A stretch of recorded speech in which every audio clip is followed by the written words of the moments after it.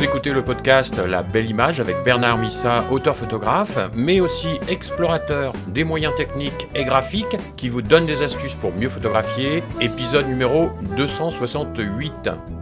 Bienvenue dans La Belle Image, où l'on parle de l'impact de vos images, de techniques pour bien composer et de connaissances de l'appareil photo. Et voici aujourd'hui la correction d'exposition interprétative. Sur l'appareil, ce qu'on appelle la correction d'exposition va nous permettre de donner une forme à la lumière sans quitter les automatismes d'exposition. La correction d'exposition, c'est un bijou technique que l'on néglige hélas parfois. Lorsque l'on préfère basculer directement en mode manuel quand on n'est pas satisfait de l'exposition proposée par l'appareil. Mais cette approche ignore pourtant une fonction essentielle qui est conçue précisément pour éviter ce passage prématuré au mode d'exposition manuel et qui offre une liberté importante. Lorsque l'on cadre une scène, l'exposition automatique de l'appareil cherche un équilibre moyen, un gris neutre, une moyenne arithmétique des densités de la lumière et des ombres qui sont présentes dans le cadre, mais cette perfection technique n'est pas toujours l'expression de ce que nous recherchons. Et c'est ici qu'intervient la molette de correction d'exposition qui va permettre d'influer sur l'interprétation de la lumière sans abandonner les avantages des modes semi-automatiques d'exposition. En tournant cette molette vers le plus ou le moins, on indique à l'appareil que tout en conservant son intelligence d'exposition, on souhaite une image plus claire ou plus sombre. Ce n'est pas une correction technique d'une erreur, mais c'est un choix expressif délibéré. Pour une approche inspirée de l'utilisation de la lumière dans la peinture. Je pense au tableau de Zurbarán par exemple, qui est un maître espagnol du clair-obscur. Ces tableaux ne cherchent pas une représentation neutre et moyenne de la lumière, mais plutôt une dramatisation intentionnelle des contrastes. Les personnages émergent de l'obscurité en étant sculptés par une lumière directionnelle qui crée les volumes et produit l'émotion. La correction d'exposition va permettre d'approcher cette façon de représenter les ombres avec de fortes densités. Le cinéma noir américain des années 40 a élevé lui aussi ces jeux d'ombre au rang d'un art fascinant. Une sous-exposition volontaire transforme un portrait ordinaire en un visage mystérieux avec un effet encore renforcé si le visage est barré par exemple de l'ombre rythmée d'un store vénitien. Une légère surexposition peut baigner une scène urbaine dans une lumière blafarde qui va devenir plus évocatrice.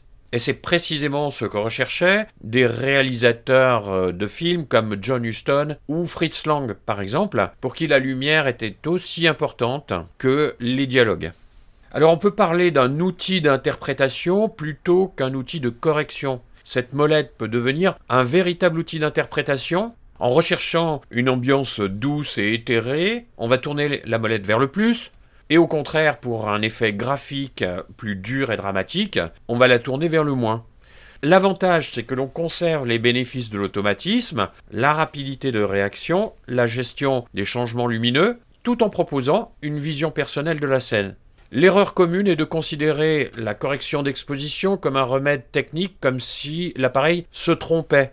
Mais en réalité, l'appareil ne se trompe pas, il calcule parfaitement ce qu'il est programmé pour calculer. C'est nous qui souhaitons dévier de cette norme pour des raisons expressives, et cette nuance est fondamentale pour considérer une approche expressive de la photo.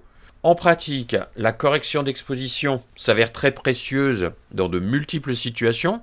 Pour un portrait en contre-jour, par exemple, une correction positive de +1 ou +2 va préserver les détails du visage, tout en conservant l'atmosphère lumineuse.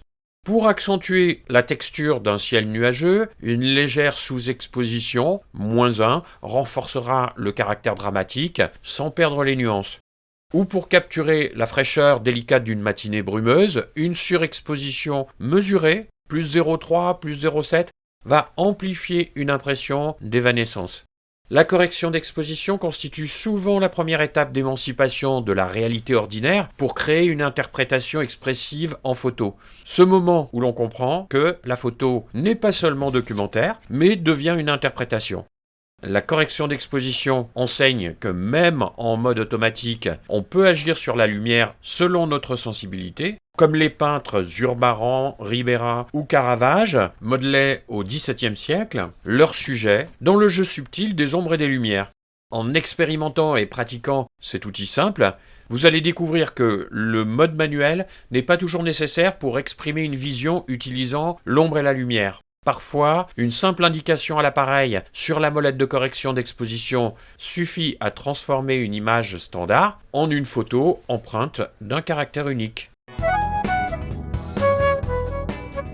La Belle Image est publiée chaque lundi et vous propose des techniques, des astuces, des idées et des moyens de composition dans le but de développer votre expression photo et de donner plus d'impact à vos images. N'hésitez pas à me laisser un commentaire ou une question pour me faire part de ce qui vous intéresse le plus à développer dans votre pratique de la photo. Si vous ne l'avez pas déjà fait, vous pouvez télécharger le manuel de composition en cliquant sur le bouton placé sur la page de l'épisode. Je vous souhaite une bonne semaine de prise de vue et je vous dis à lundi prochain.